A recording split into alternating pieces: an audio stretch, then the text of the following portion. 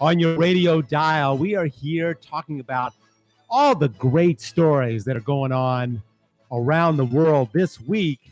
And of course, as usual, I'm being joined here with Gio Puccini. Hi, everybody. Thanks for having me on your show again. Well, yes, I would enjoy having you on the show. By the way, my name is Eric O'Kane, in case I didn't say that already. Thank you for listening to us here on the radio or watching us on the Facebook stream at www.facebook.com/DZRJ810AM. You can also call into the show if you have any questions about anything we're talking about or anything you'd just like to say hi at 895-4460 or 897-8374.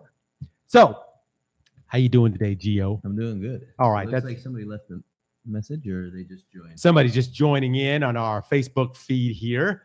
A couple of people watching. Now, just getting into the news. Before we start the news, let's do a quick update on Boracay. Oh, yeah.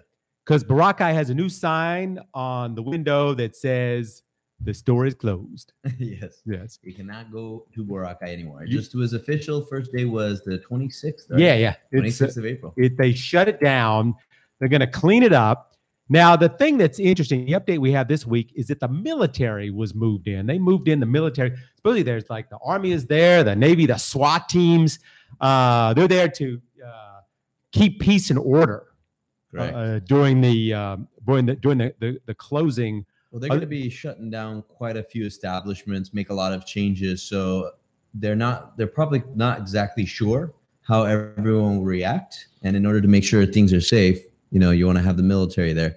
As things smooth down over the next few days, next couple weeks, then maybe they won't have as big a presence, would be my guess. Yeah, I mean, it's kind of interesting because they said, they're there to, make sure the protesters, don't do anything crazy. The interesting thing was I saw some pictures of Boracay this week, and it doesn't look like there's any protesters there. Maybe there looks like there's nobody there, there except the military. And a very interesting thing, they're also looking out for boats because they don't want people bringing in tourists with people on boats. Smuggling them in. And if you get caught, if you're somebody listening to the radio now and you're a human smuggler person to take people to Boracay. Vacation smuggler. If you're a vacation smuggler, it's $3,500 for the first time you're caught. This is pesos, right? Pesos, yeah. That sounds like a fair fine. For $4,500 for the second time, but the third time you get caught, you can lose your boat license. Yeah. And your license to do so if you pay the $3,500 fine, does that mean you get to hang out at the beach the rest of the day? Or? Yeah, that's something that I was wondering, like, $3,500. You could. That's a good entrance fee. You could charge that to. I think we could even tell people, hey, pay 10,000 pesos. We'll smuggle you into Boracay. We'll pay the fine. You chill at the beach for a few hours, then we head out. All right. Yeah. So anyway. If anybody who wants to set up that tour I would be worried that the military is going to catch me coming into the beach. But anyway. So that's where we stand by Boracay. We'll keep updating you as that whole thing proceeds. As we find out which tour guide will be able to smuggle you in for the low price of $3,500 day trip. All right, we're just kidding. We're not really doing that. But anyway, I might. Yeah, so I was gonna say, Gio's always looking for new business interests here. Sounds like a very good business venture. It does have. I don't think there'll be a lot of restaurants though, so you got to bring your own. I was gonna say you got to bring your own food or a fishing pole. Yeah, there should be fish. Now that there's not, I'm sure there's lots of fish. Yeah, three-eyed fish. You just got to bring some a little bit of lumber to cook it because there's probably not too many restaurants open. If they're tearing down all the buildings there, you can just get all the scrap wood, and there we go. You got an idea for everything, don't you, Gio? Well, so yes, guys. Not only are we smuggling you in for the $3,500, we're also including free wood from the torn down buildings. Well, speaking of a joke, though, yeah.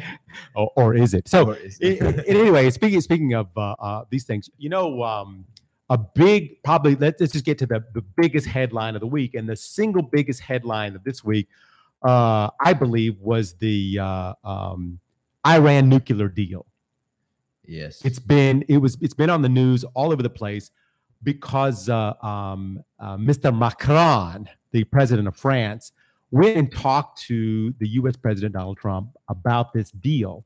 And when Macron met with Donald Trump, it was all over the news and everything because it was one of the most special bromances that anyone has ever seen. There was all this hand-holding and kissing each other on the cheek, and it showed them walking away, holding hands, and lots of hugging and smiles and everything.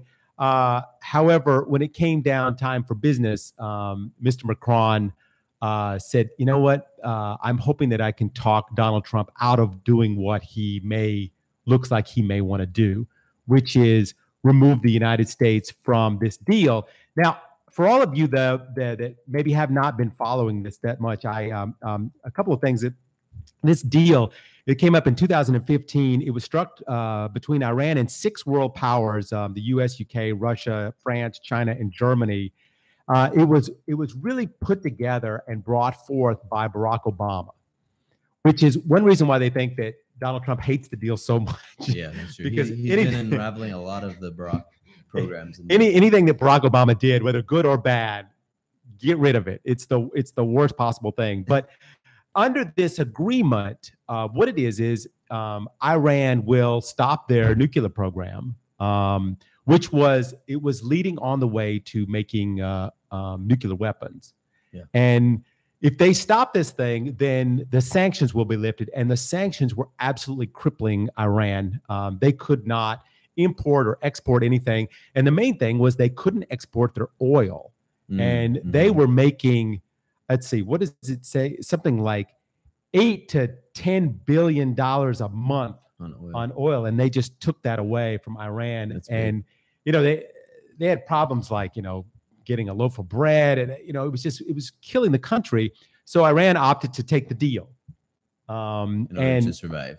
In order to that, and under this agreement, the Iranian the uranium stockpile would have to be reduced by 98%, and that they, you know, these things like this group called the Joint Comprehensive Plan of Action, which is what it's called. You can have no more than these centrifuges that they have in there, which they make the nuclear material from. They have 20,000. They can have no more than 5,000, and it means that they have to cut everything down. And they're what's called heavy water.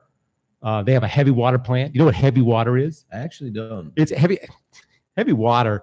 It's the strangest thing, because I didn't know what heavy water is either. And then Donald Trump kept saying they have too much heavy water.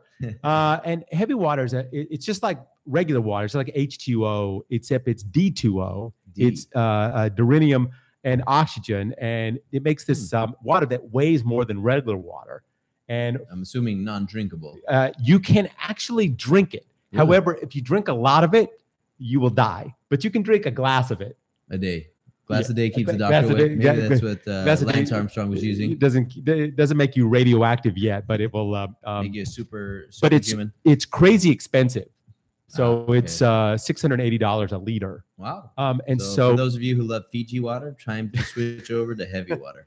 Anyway, the problem is with Fiji's not a sponsor of the program yet. If you'd like to, feel free to contact us at EZRJ 810 a.m. So anyway, this heavy water, you can create the isotope that you can obviously leads to making nuclear, the materials that they use in the nuclear bombs and so forth. So it may not even be expensive because of how much it costs to make, so but more so for what they use it for. Yeah, that's mostly it. So whatever they make, they have to give it to the United States, or they have to sell it to the United States. 100%. Yeah. So that is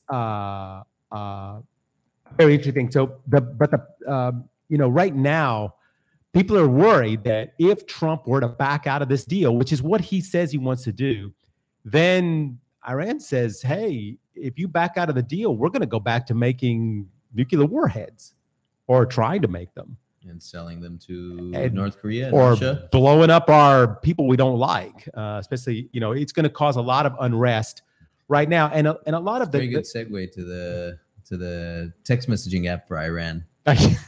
Because they have a very interesting. Should we segue to that a little bit, just to drop it in? We could segue with it. It was something for a little later, but yes, I mean, it's interesting that in Iran now they have a messaging app called Telegram, which we talked about last week. Well, Telegram's global, but it is very big in Iran. Very big in Iran. And so now Iran is trying to come up with their own version of Telegram, which is created by people from Iran. From Iran, yes. So the government is pushing it, saying, hey, all of us should be using this messaging app versus Telegram. Yeah, it's my other notes. It's Soshijim. What I can't say the exact word of what it is, what the name of the software is, but it's something like that. And but what's one of their interesting built-in stickers, I guess? What's great is they have an emoji yes. built into the app called "Death to America." Very appropriate. Yeah, so it's a little. And then they want to make nuclear warheads.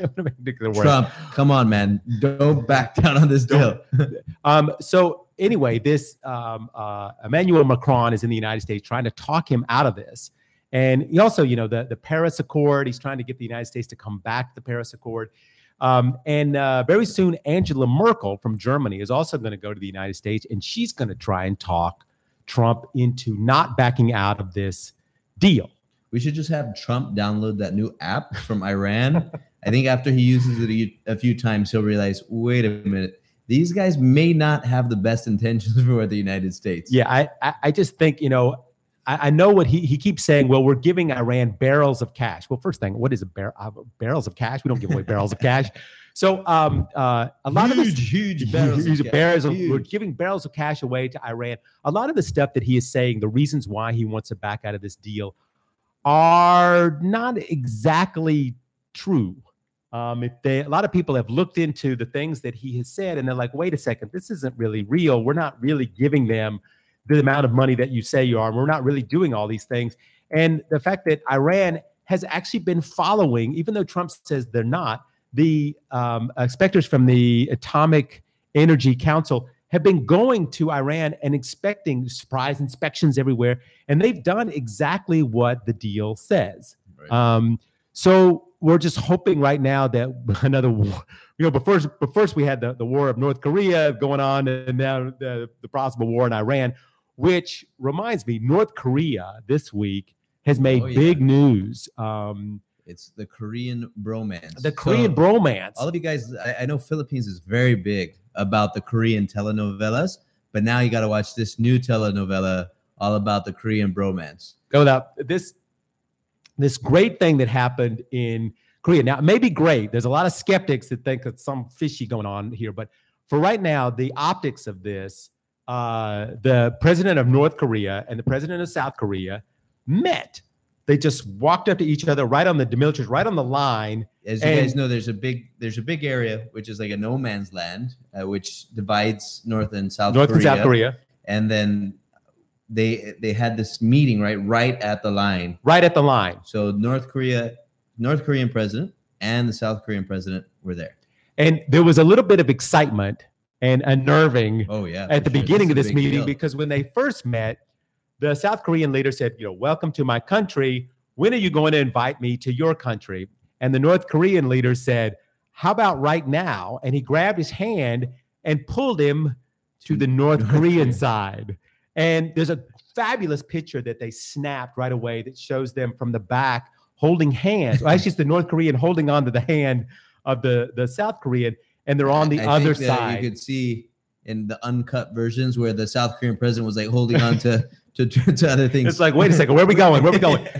So supposedly the security detail and everything got a little nervous there, and everybody was kind of looking at each other going, what are they doing? Because this was not in the script. Right. And so they walked over to the North Korea side, they smiled at each other, and then they walked back to the South Korean side, and they had a talk. So we averted World War III. World War III, isn't it? So they had a talk about a lot of different things, and denuclearization was obviously one of the big subjects to talk about. They'll have to reach out to Iran about that too. The South Korean, the North Korean, interesting. He signed the book as he walked into the thing. Which was it? Mein Kampf. I don't know what that means. That's Hitler's book. Hitler's book? Yeah, Mein Kampf. Oh wow. Throwing little things out there that I have to look up. But anyway, Kim Jong-un wrote a new history begins now, and he wrote that in the book. And he brought. That's nice. It's really nice. It's one of those things that like maybe this could work out. Oh yeah. And he brought a gift for the South Korean president. It was he brought some cold noodles from North Korea, and as a gift, and he promised. I think they were warm initially, but it just took them a while to meet up. That's a North Korean dish of cold noodles. Yeah, cold noodles. That was his. Quite nice. It was his gift. That's what he had to give, and he promised not to shoot any missiles overhead in the near future. So they had their meeting, and then they went into a closed door meeting. That's actually a very, very nice promise. When you know things are quite tense between two countries, nothing sounds better than knowing that the other country is giving you a promise they're not going to blow you up. We're not going to blow you. For now, we're not going to blow you up, which is a good step because it wasn't 2-3 months ago where he was going to. They didn't know when it was going to happen. We don't know if he's going to blow somebody up or not. So anyway, they did all this stuff. They planted a tree, and this was very, very symbolic. They planted a tree right there. This is they planted this tree that was seeded in 1953, which is the same year that they signed the armistice to not kill each other anymore, right after the war. But the war is still going on theoretically. So they're hopefully going to end this. They both dug, a scoop of sand and where the tree was, or put the sand, the dirt on top of the tree. And then the North Korean poured some water from North Korea on it, and the South Korean poured some water from South Korea. It's very symbolic. Yeah, that's beautiful. Very beautiful thing. And then they took a little stroll through the garden alone together. Catching up on the time. When was the last time there was actually some formal, nice discussions? 30 years ago? 30 years. Let me read. I wrote it down. Need to begin along the they actually have not.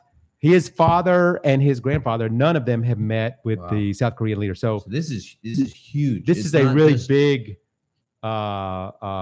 thing there going on for now. I guess in a way we don't quite have the big wall like Germany had, but there is a very, very big divide between North Korea and South Korea. So this may be the first big step in reuniting North and South Korea. I mean, I think this is great. Now, a lot of people don't think that this is great. Especially a lot of people from South Korea. There was an enormous amount of protests that went on, people burning North Korean flags, burning pictures of Kim Jong-un and his father, demanding that the president of South Korea step down from doing this, from putting this thing together. So there was, they were saying that they had the honor guard, the South Korean honor guard there, and Kim Jong-un walked through the honor guard and inspected them, and they said this was humiliating to the South Koreans. So there's some people that don't think this is such a good idea, but I guess that's kind of like the price to pay for freedom. You allow, you accept both the positive and negative comments, whatever happens. They've been living in fear of this crazy dude for decades now. I mean, it's his father and then him, and constantly, possibly shooting at them. And so they don't really know where his intentions are with it. Yeah, and the North Koreans have done this kind of thing before. Last week we were talking about it, that they said that their nuclear weapons are ready to be used. Right? Yeah, but we're not going to test them anymore. We're not going to test them anymore, but the testing is done. Yeah, the testing is done. So this all leads up to Donald Trump and Kim Jong-un meeting. We still don't know if that's going to happen, where it's going to happen, if it's going to happen, and what they're going to do. But it looks like it's almost a formality now. If these two Korean leaders can get it together on their own and take care of things, and hopefully, and I know Kim Jong-un, his country is starving. That's true. They need to drop their nuclear weapons and get the money, right? Because there's so much money and so much funding cut off from North Korea because of this, and he must be feeling the pressure. Oh yeah. So that's the thing. It's got to be very, very painful to be in that position. I know some of the previous leaders may not have considered their people as much, but this may be a very positive step in kind of letting down their guard and saying, okay, we need to work together. It needs to be the country is, or the world, we're really a global in economy these days. One country suffers, all do. So with North Korea kind of out of the loop, it'd be great for them to join the fold and get some help. Exactly. So I'm hoping, praying, whatever, that they work this out, because the pressure on them to do this, the whole world is staring at them. And speaking of someone who's under a lot of pressure right now, this is a horrible segue.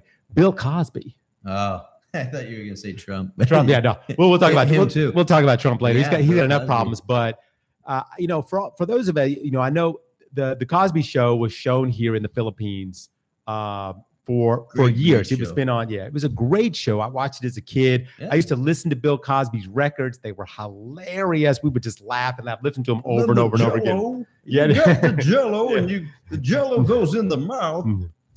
Exactly. Yeah, Such a great impression. Sorry, my impression of Bill Cosby's awful, you guys. No hate comments, please, on Facebook. So, in any case, right now, this past week, in fact, a couple of days ago, Bill Cosby was found guilty of sexual assault. And this has been going on for a long time, for decades. Supposedly The case. many, and also the action. there are so many people that have accused Bill Cosby. Now, it's just almost ironic because he was one of the funniest, most loved guys around the world. His show was in almost every country in the world. Yeah, Everybody that's loved true. this guy. And then they come to find Super out that lovable. there's people that are accusing him of sexual assault, a journalist, a model, an actress, Lou Ferrigno's wife, the Hulk, a nurse, a Playboy playmate. Eric Lee Kane. Oh, wait, no, that No, that's not maybe. So a whole bunch of women are accusing him, and all of them, almost all the stories are the same. He gave them a drug, and then when they came all loopy, whatever, then he raped them. Yeah. And so many of these cases never went to trial because the statute of limitations ran out. So I think it's 12 years or something like that, the statute of limitations for rape. And so this one woman especially was really pushing it. And literally just days before the statute of limitations ran out, she filed her case. Wow. And they took Bill Cosby to trial, and they had a mistrial. They had a hung jury. Half of them said he was guilty. Half of them said he wasn't guilty. So they had to retry it, and they just retried it. And this past week, they found him guilty on 3 counts. He faces 30 years in jail for this. That's no joke. That is not a joke. And he was, I guess he thought that he was going to, these big stars. He's got a lot of money. I guess he thought he was going to beat this thing. And also the time too, because like you said, it was just a few days where the statute of limitations was almost passed. And then she jumped in and filed the case. And then we're here a couple of years later, and he's got to be, what is he, 80 some? He's very he's getting old now. And so I don't think he's gonna make it 30 years. No, he's not gonna make it 30. And he was really mad, and he hurled some curse words at the prosecutor, who was saying that they wanted to revoke his bail because he's a private jet, and then he would leave the country. And he yelled at him. He says, "I don't have a private jet, you blah blah blah." And he was screaming and yelling. So he was really mad. But they're going to let him stay at home for now under house arrest until they till they do the sentencing hearing. And so that's the story with Bill Cosby. Now, I think we may take a commercial right now. We'll be back with more stories going on around the world. Some really cool stuff coming up. Wait till you hear it. Some really funny stuff. So stick around. We'll be back in just a few minutes. You're listening to DZRJ 810 AM. We'll be right back after these reminders. Time to go Gothic at Bordello 2.0. Enjoy an evening of Gothic-inspired literary activities. Enter a beautiful old Filipino house and immerse yourself in the words of established and new poets. And expect Gothic surprises. Come in black or white. Your 1,000 peso entry ticket includes bar chow. Students with IDs get a discount at 500 pesos. For tickets and inquiries, call Rana at 0917-533-7309. Bordello 2.0 is a fundraising event by the Likhaan Creative Writing Foundation, supporting scholars since 1998. Keep gaming fun. Remember, playing at the casino is for people 21 years old and above only. Don't think of gambling as a way to make money. Set a time limit when playing. Set a maximum amount of money for gaming. Don't play when you are depressed or upset. Don't let it get in the way of a happy life and family. For information on responsible gaming, call the hotline 521-0957 or visit www.pagcor.ph/regulatory.php. A message from PAGCOR. Keep it fun. Game responsibly. Ang paborito namin candy, sarap ng Mochigami. Mala prutas na fruity pa! Tamis na siyang choco, ma-creamy mo na mi. Lamig dala ng V-Fresh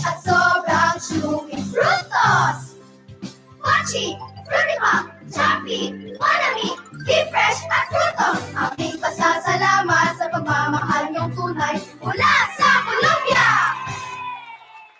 Basta may dalang frutos, siguradong ubos. Your health matters. You matter. And we care. Tune into Healthline with Makati Med, moderated by Nicole Jacinto, every Wednesday from 7 to 8 p.m. on DZRJ 810 AM. Experienced doctors, straight-to-the-point interaction, answers, tips, and a chance for you to take charge of your health. So tune in and don't miss a beat. Healthline is brought to you in part by PagCor, creating opportunities beyond gaming. Healthline is also brought to you by PCSO. Sa PCSO, bawat taya para sa kawang gawa. Jacinto Color, steel roofing, you can be sure it's durable. Jacinto Style. Jacinto Color, steel roofing, high quality, good delivery. Check out Jacinto Style and other roofing profiles of Jacinto Color. Guaranteed 5-day delivery. Call 921-4444 or email us admin@jacintocolor.com. Quality, good delivery. Jacinto Style. Or you may text 0917-875-1867. Live from the DZRJ studios in Manila, this is The Jam. All the news you find interesting from around the world. Here's your host, Eric Lacane.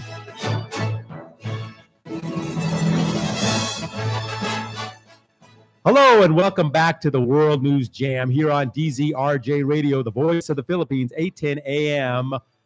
We're Saturday afternoon. We're about 4:35 here on Saturday. And my name is Eric Lacane. I am here with Gio Puccini. Hello, everybody. Gio Puccini. Who is we're talking about stories that are going on around the world.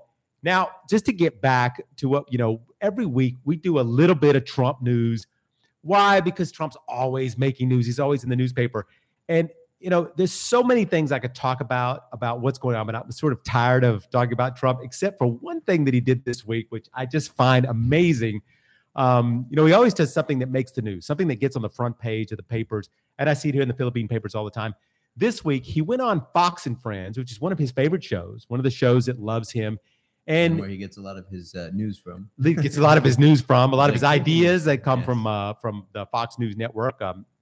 So he went on Fox and Friends, it was a morning show, and he just called him up. He just started talking on the show, and it got to be a little bit crazy.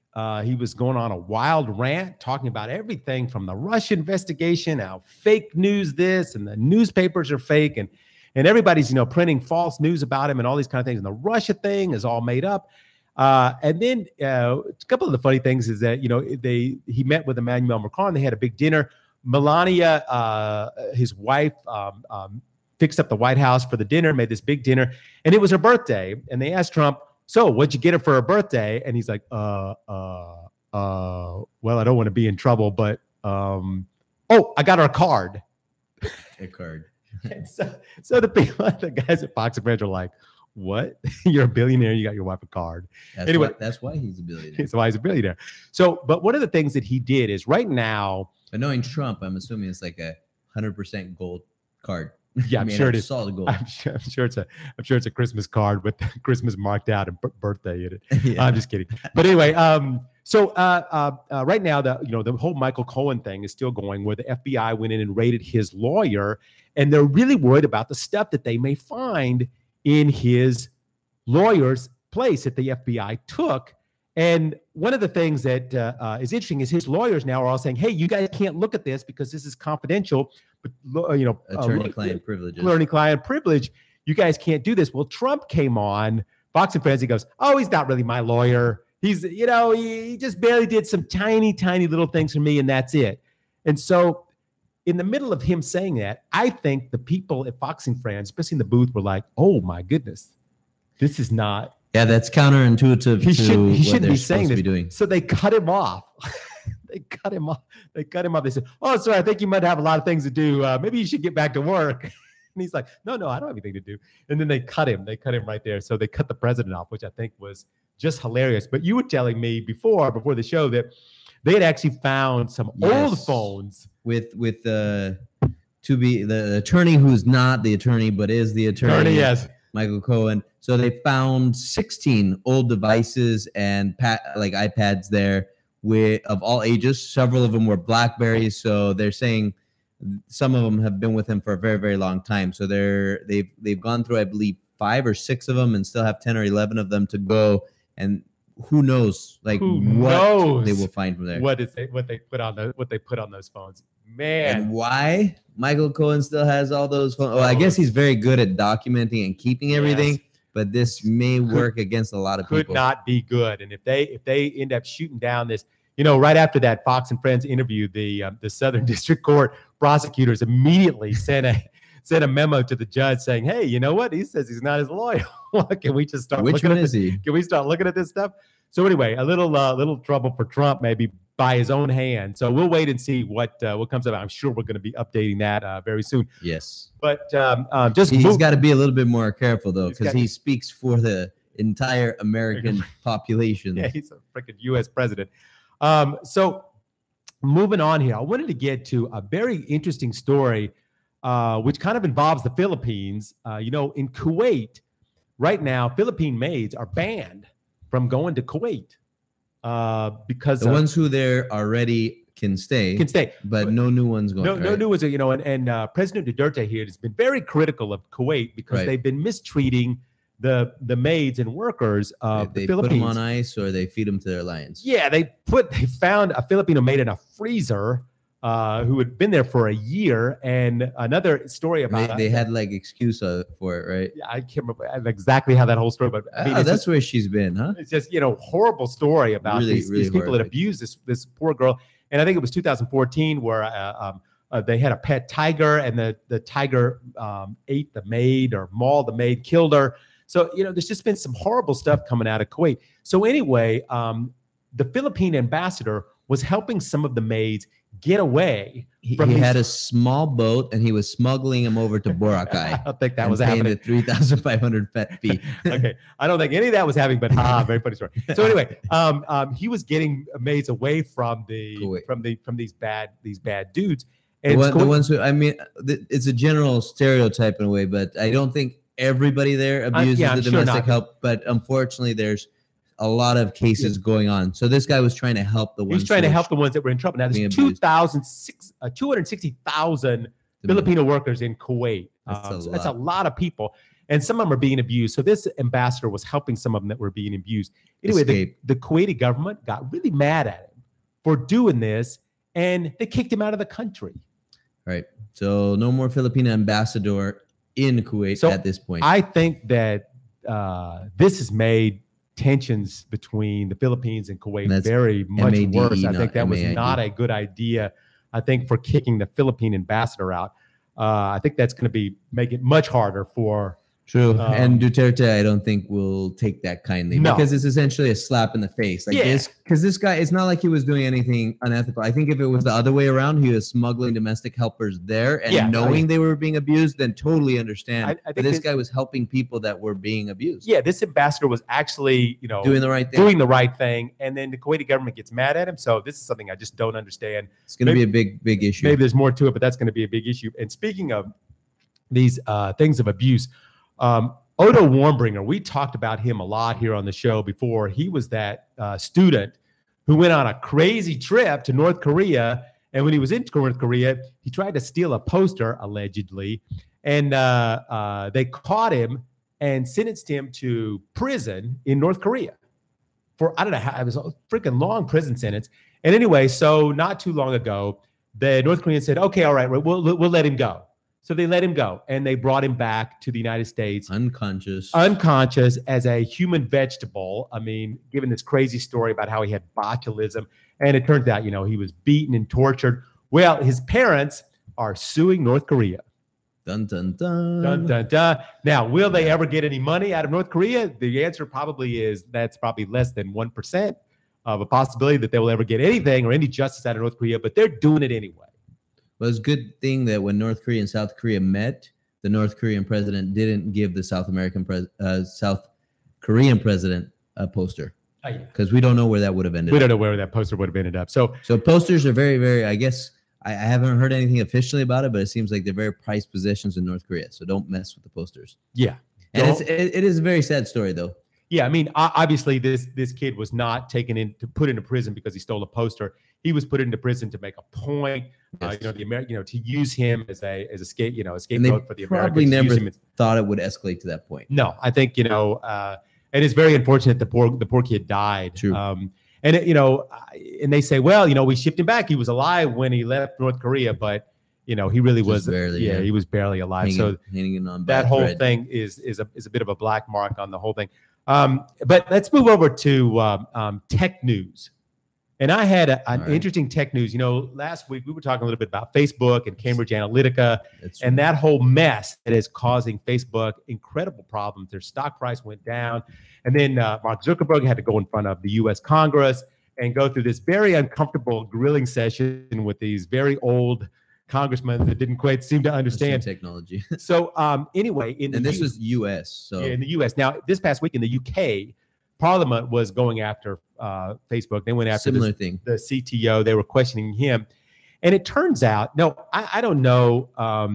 When you get a new app, do you read the terms and conditions? Well, they're about like 60 pages long, and they use the most oblique terminology there. So you kind of just, and then the other thing is, if you don't accept it, you can't use the app or the technology. So you have scroll to. And then, okay, Even a I lot accept. of them, you don't even scroll. Just say, yeah, sure. I accept. Well, anyway, as it turns out, I mean, Facebook, they really should read the terms and conditions. Their own terms and their conditions. own terms and conditions. So Cambridge Analytica, they had their app and the things that they were going to do. Well, supposedly in this hearing in the UK, the CTO admitted, you know what? We didn't really read the terms and conditions of the app.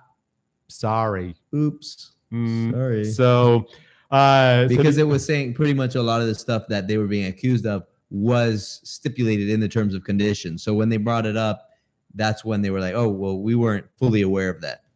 And the CTO, he went on, he said, they made a mistake. And they made an even bigger mistake by not telling users that they had made a mistake. He said, but he went on to say, it's my understanding that what we are doing is completely legal. So, our lawyer said it was legal. So it was legal. So you can, it's just, we just didn't read it. Sorry. So anyway, that's what happens. That's one of those things. Now, it would have probably been better had he answered like Mark Zuckerberg did. I can't pronounce his last name. I apologize. But it would have been better if he would have said something like Mark was doing, where he's just like, I'll need to double check with the team. And because let me double check. Give me a couple of months to double check, and then hopefully you'll forget about it. Yes. By the time instead of saying sorry, we messed up. We didn't read that. We didn't read that. Our lawyers didn't read it. We didn't read it. Does anybody really read that, anyways? Yeah. No, but who reads the terms and conditions? Oh, Nobody wait, reads that. Clause 21C says we get your first child as well. That's legal, right? It's like a South Park episode that has this. So anyway, let's move over to sports. We should put the link of the South Park episode. Yeah, we should put it. It's really funny. Let's move over to sports. Now, in sports, they won't let you take drugs to go faster. But now they're saying that you may have to take drugs to go slower. If you're too fast. If you're too fast. Let me explain. Yes. This is crazy. Because a lot of the people are probably wondering, what is it? What the hell is Eric talking about? Caster Semenya. That sounds right. I hope I'm saying her name right. She's that super runner from South Africa. Everybody remembers her from back in the 2016 Olympics when she won the gold medal. I mean, it was an incredible feat. She was amazing. She is fast. She is really fast. Well, what they're saying now is, you know what? You're fast, but you're just a little too fast to be a woman. And we checked your testosterone, which she's normal. I mean, she's a normal woman. She just produces a lot of testosterone. She has a high testosterone. She's biologically. So, and that's no manipulation. It's just no drug taking. Genetically, she has higher testosterone. Some people do. Some women do. And they tried to stop her from running before, and it went to court, and they lost in court, and she was allowed to run because she's a woman. Biologically a woman in every sense of the way, just high level of testosterone. So they said now that, well, okay, you'll have to prove what the judge said. You'll have to prove that she has an unfair advantage. And now they think that they have proven that she has an unfair advantage Due to her high testosterone. Because due to her high testosterone, and they're saying, okay, we're not penalizing you or anything. You can run, however, you have to lower your testosterone levels in order to be able to run. How else are they going to do that? They're going to have to take drugs to lower her testosterone level. So they say that the playing field will be fair because they say there's actually 3 categories. There's man, woman, and something called intersex, which is you are both a man and a woman.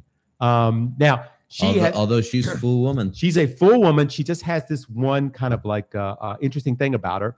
And so they're saying from now on for all international, you must have a certain testosterone level as a woman to be able to run. And if you're over that testosterone level, you can still run, but you can only run against men.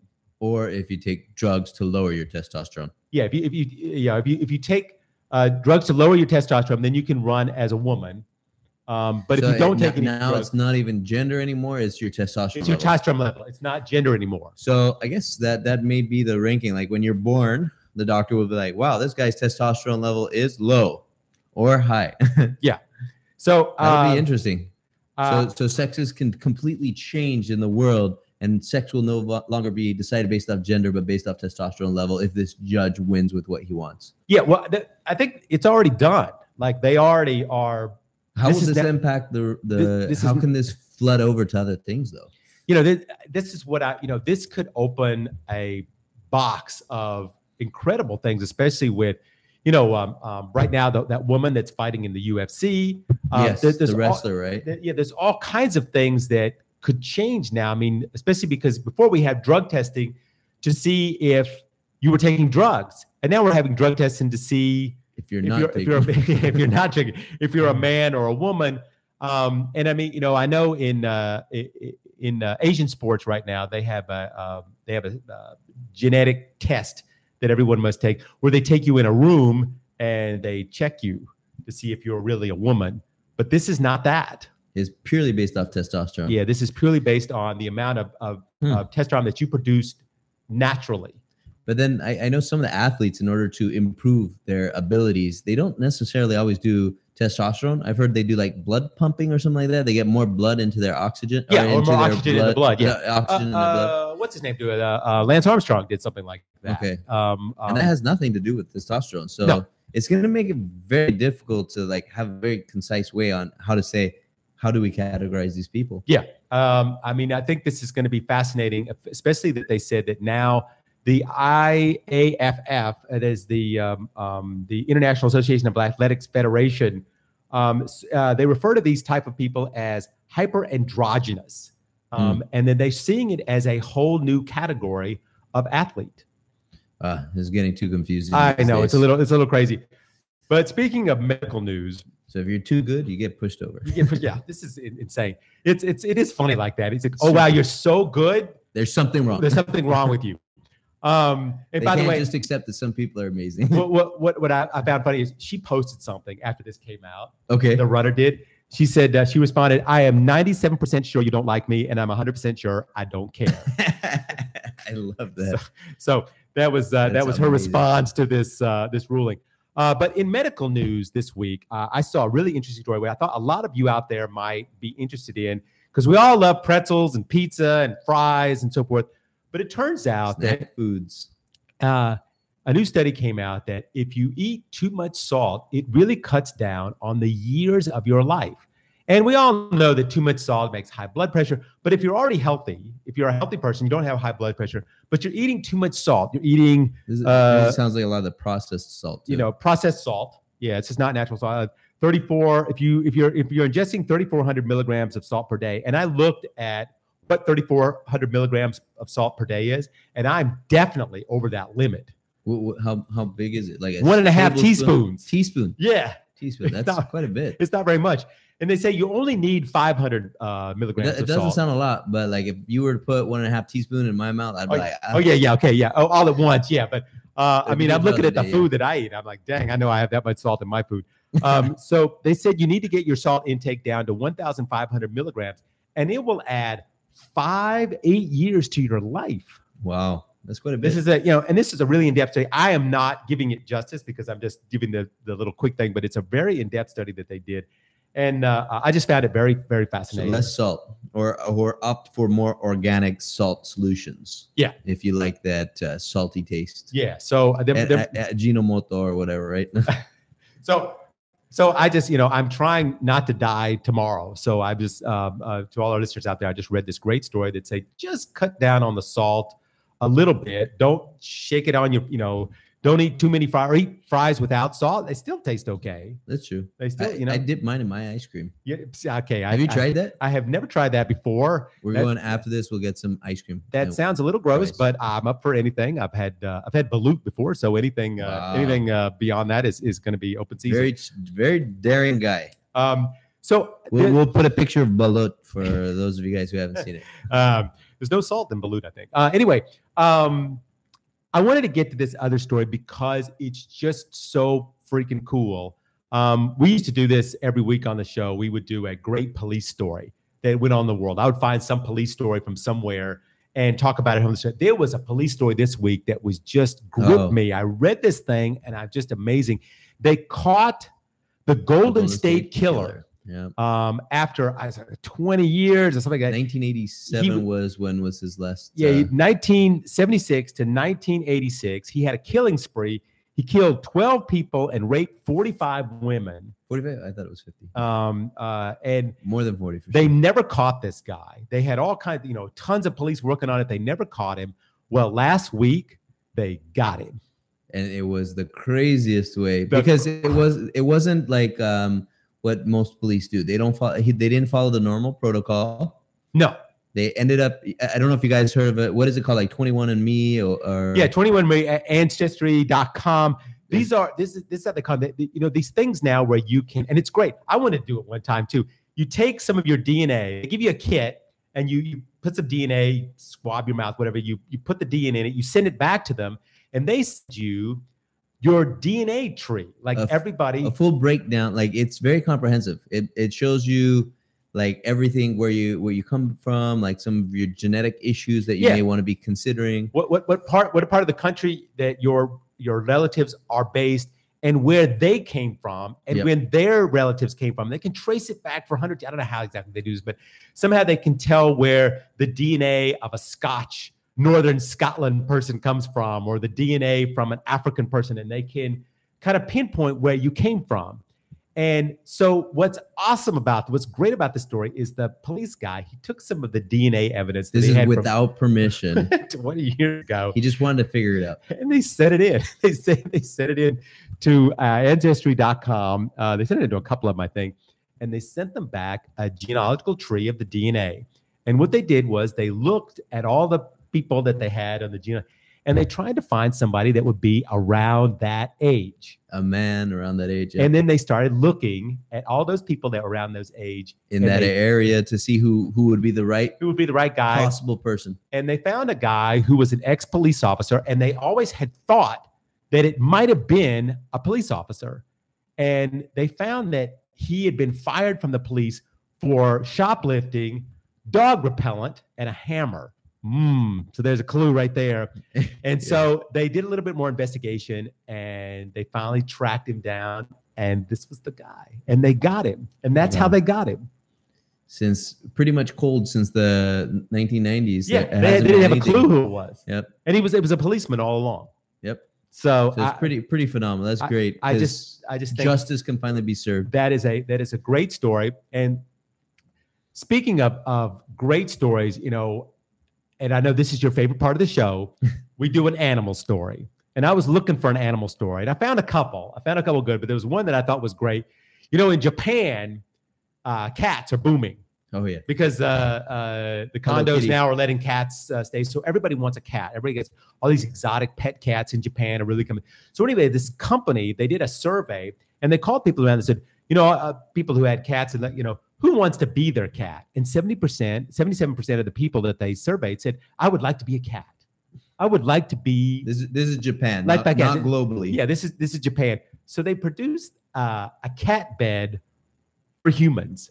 So you can buy a cat bed. So a human can act or be a cat? For a human cat, it's a little tent thing, very fluffy little thing that it's made in such a way that you can paw it and knead it like you're a cat, and you can get inside. It's just big enough that you can get inside and curl up, and it comes with a set of cat ears that you can put on your head. So I just thought that was such a great. So it's like a backwards animal story. Great, yeah, backwards animal story. And just for one more animal story, and I just think this is ridiculously fascinating. Alligators are one of the only animals that is left from the prehistoric age. Somehow alligators survived all the way. One of the large, One of the things. How did they do this? Well, in North Carolina, there's an alligator farm, and they had a cold spell just recently in North Carolina, which they didn't know was going to happen. So the alligators had already come back out, and they were in the pond and everything because winter's over. They were in the pond, and they had this freeze, and the pond froze. It froze over with the alligators in it. So the alligators stuck their nose up through the ice and then just froze around the snout. And it turns out when they do that, they just go to sleep. They just kind of hibernate there and don't move. And their heart rate drops down to like almost nothing. And they just take a few breaths an hour, and they just lay there in the ice. And then the ice thawed, and then they came back to life. Wow, that's phenomenal. Isn't that? I mean, I just that's thought that very was, cool. I just thought that was just for anybody out there who's a big alligator fan. I just thought that was one of the great animal stories of the week. Yeah, that's very cool. I had to see, but I saw the video of it, and if you go on to the internet, just type in alligators and ice or something like that. Yeah, we'll put the link on the thing. It shows like the alligators and just shows their nose sticking up through an iced up pond, and their body's like frozen, and the guy's walking around them, and it shows one of them, and just the half of his mouth is out of the water, and he's just breathing. I just thought that was just such a great story. That was really cool. So speaking of alligators that are on ice, I don't know how this is even related to this. We're at the end of the show. I guess we're the alligators on ice. We're the alligators on ice now. Freeze us. So we're out of the show. We're out of the show. But join us next week, me here and Gio Puccini, for more stories. We just talk about the headlines and some of the great, most interesting stories that are going on around the world that week. Just join us right here on the World News Jam on DZRJ Radio, the voice of the Philippines, 8:10 a.m. We'll be back here next Saturday, 4 p.m. with more stories. Thank you again, Gio, for being here on the show, and we'll see everybody again next week.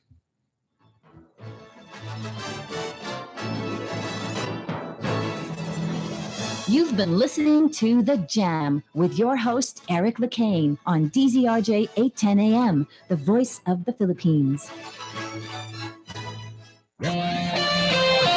The views and comments of the hosts and guests are not necessarily those of the station. This is VOA News. Dangerous behavior. This includes the illegal and illegitimate annexation of Crimea.